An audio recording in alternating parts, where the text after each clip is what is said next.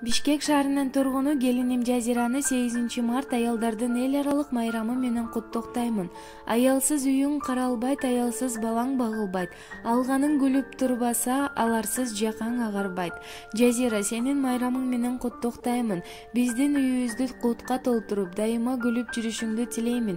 Сага бекем ден соолук, иним экөөңөр бактылуу өмүр сүрүшүңөрдү каалаймын деп эжекеңер Айнура куттуктайт. Ayal debe, ayaldın bir tүйшүгү. Baldarım deb, tınbay çapkan күн түнү. Түндүк болсо, биздин жашоо ийленген. Аяланын тиреп турган түркүгү.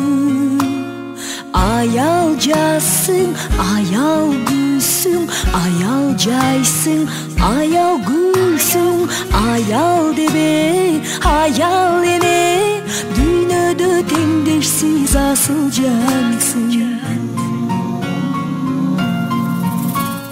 Ayal дебе, ayaldын бил кадырын, ayal тартат азабыңдын жарымын.